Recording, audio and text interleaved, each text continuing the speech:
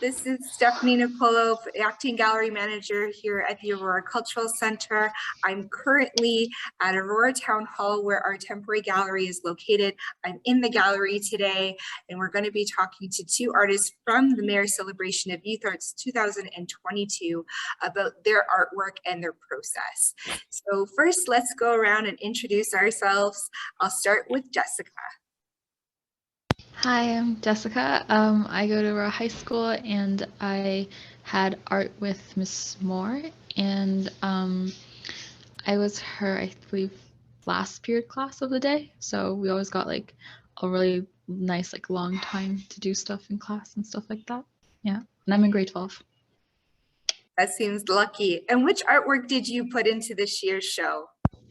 So I created a sanguine for this year's show. Lovely. I can't wait to talk about it. Let's turn to Natasha now.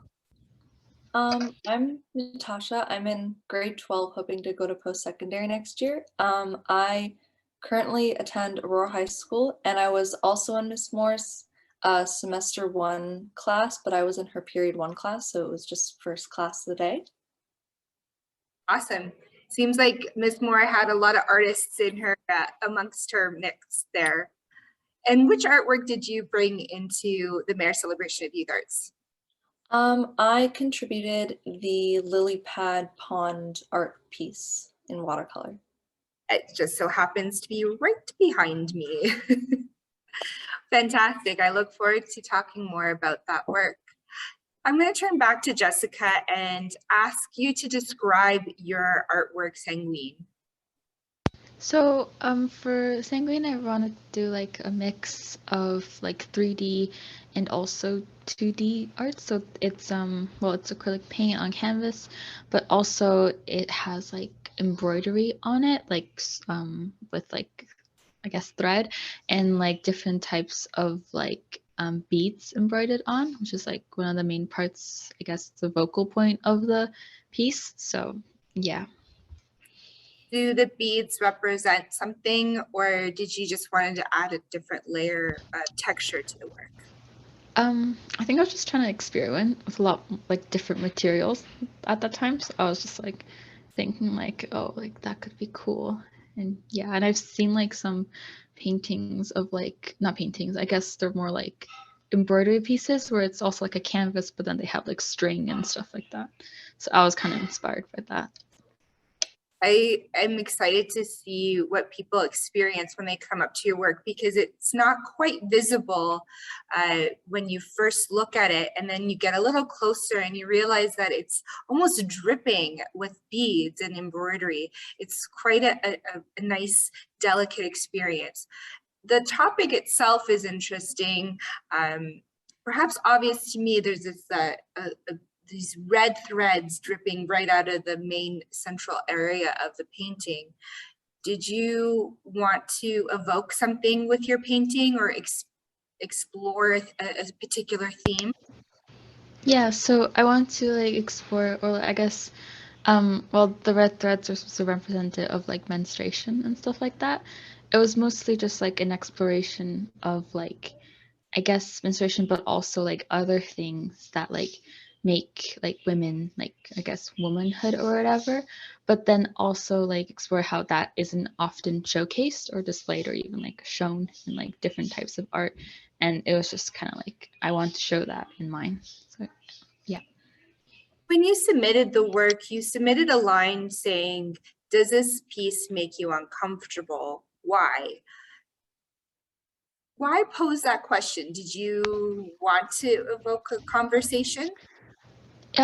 Yeah, and also like that was like the response I got from like, not like from my school, but I went to like an outside art class as well, but that was the response I got from like my teacher. He was like, he was a guy and he was like, this makes me uncomfortable to look at. And I was like, okay, but like why? And that's like one of the main parts that like you can think about, like, why is that uncomfortable for you to look at it? Like what's the difference? Like you can look at like people getting like slashed open with like knives and like movies and stuff, and that's like kind of like not that as uncomfortable. And it's like kind of just like, yeah, it's like a point, I guess. I'm enjoying this extra conversation that came forward before you even presented it here.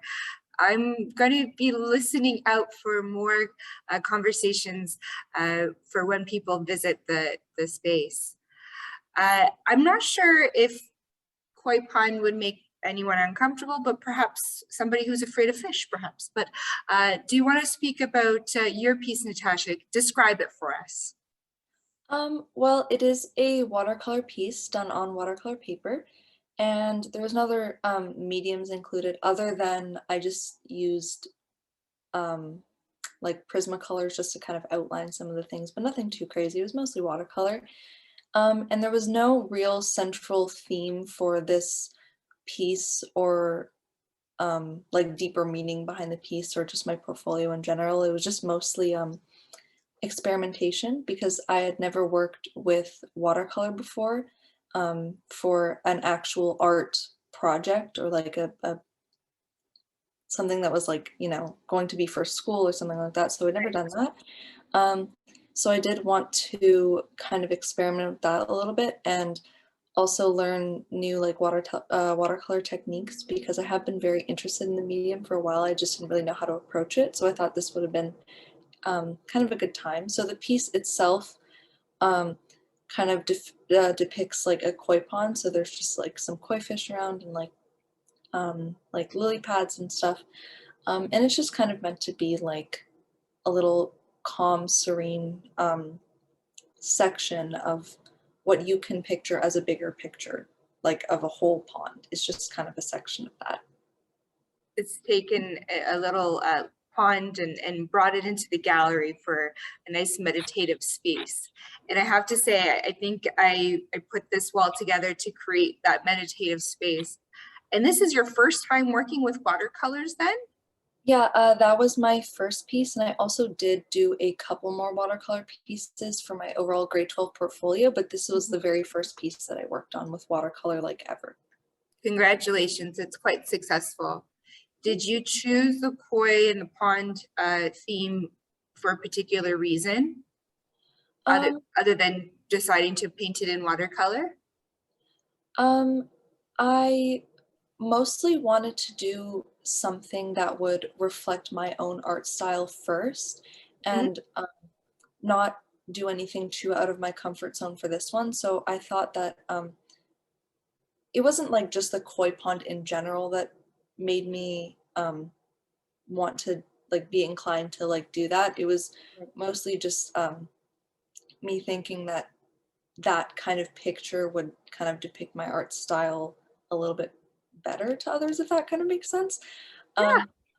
But I wanted my first piece to be sort of like light and airy. I'm not really sure if that's like the right word to use. Makes sense. It's successful that way. You're successful in creating this softness in the watercolor painting.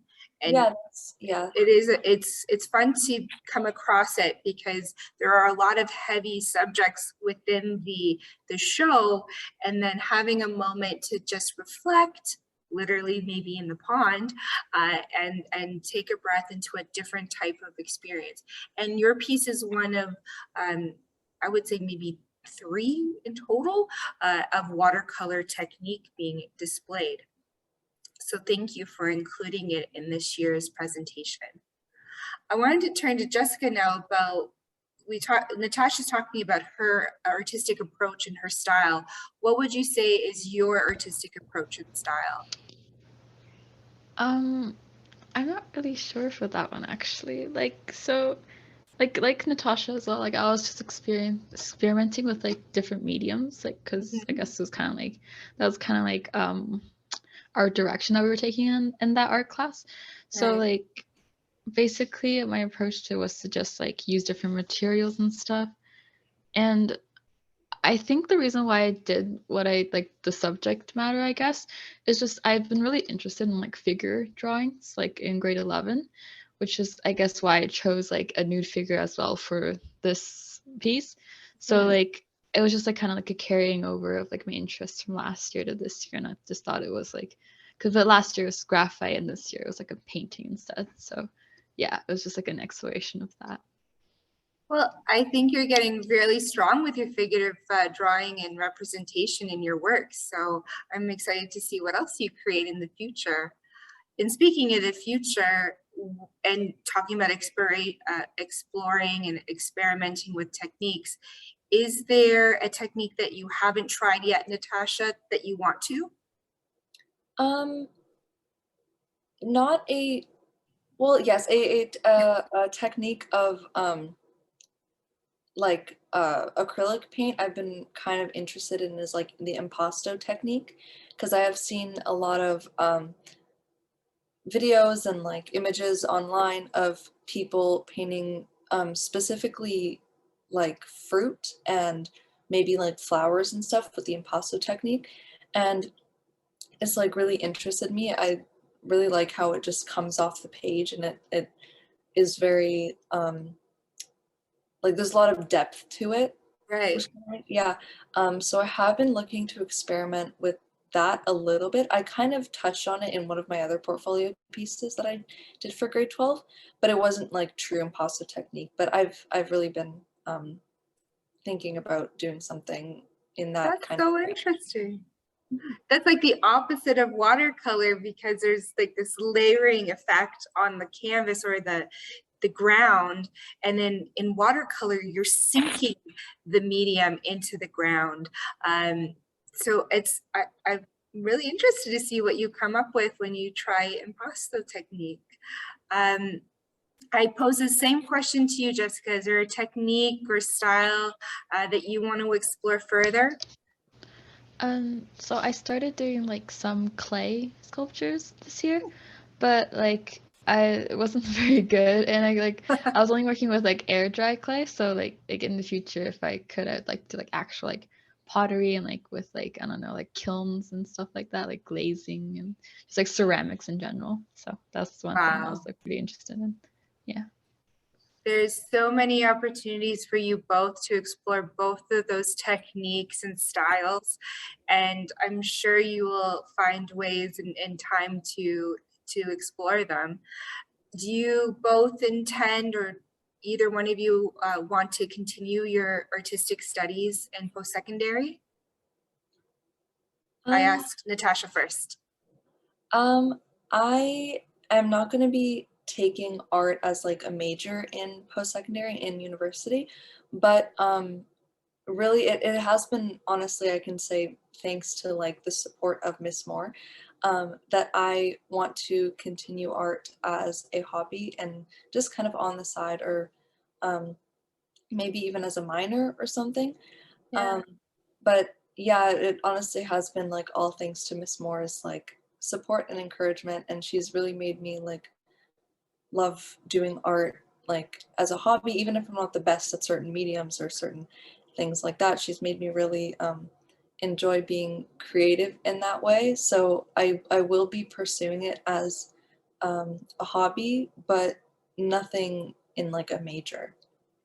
That's still worthy and important. Congratulations. Jessica, I pose the same question to you. Will you be continuing your artistic practice? I think yes, just in like a different way. I did apply to a couple of different art schools, but like the majority of majors that I applied to in Canada were like architecture majors and also design. So it's not like purely arts, but more like I guess practical application of it. So yeah, because Very also like cool. my other interest was like environmental stuff. So like I thought I could combine the two sort of. Yeah. Oh, wow. You both are going to be creating some really interesting work and achievements in the future. I know it. You touched upon about how Miss Moore was so important and integral to your artistic adventures and ventures into creation. Could you speak about your community at your school and how that's affected you in your artistic practice, Natasha? Yeah, for sure. Well, I truly believe that a teacher and like your class as a whole kind of makes or breaks a course. Like if you have a teacher you don't really connect with that much, or classmates you don't connect with that much, you really aren't going to enjoy the course that much. But honestly, in this case with Miss Moore and just the overall like community of our period 1 class, there was just like a lot of support and encouragement coming from both ways. Like it was a very, very lighthearted and fun class to be around overall. And Miss Moore always gave excellent feedback on her art. She was always very open and like, you know, open-minded, and so were our classmates. So I feel like that, at least for, I can't speak for everyone, but for me at least, it really made me enjoy the course at our school, and just like the material in general, and just doing the work. It didn't feel like work, it just felt like fun, I guess. It was really great. Yeah, having that community there. After a year of what you guys, well, multiple years of what you've experienced, that sounds absolutely amazing. Jessica, would you like to comment on your classroom's community?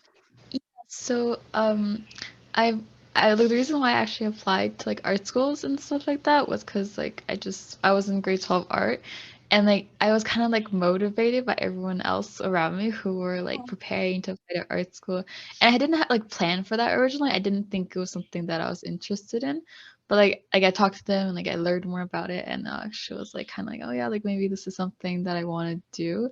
So like yeah, like I basically hadn't prepared before, but I was just like preparing the entire time in like the first semester and stuff. So it was like very like a very energetic environment. It was like everyone's just kind of like pushing each other to like go and like kind of like do different stuff. Yeah. You both really want me, like you're making me feel like I need to go back to school. That's how I'm feeling right now, from both of your experiences. I'm so grateful for you both to join me this evening in conversation about your artwork, your practice, and your experiences. Is there anything else that you'd like to add about this exhibition experience? I don't know about Jessica, but I don't really have anything else to add. I just want to say thank Fair you enough. for having us. Thank you for having us. Thank you Yeah, for me joining neither. me. Thank you. Yeah. Wonderful. Jessica, did you have anything else to add? No, me neither. Yeah. Just thank you for Awesome. having us as well. It's been a pleasure. I always enjoy listening to your stories and your experiences, especially as we come together with this exhibition and bring forward your beautiful artworks. Thank you again for joining me this evening, and have a wonderful day.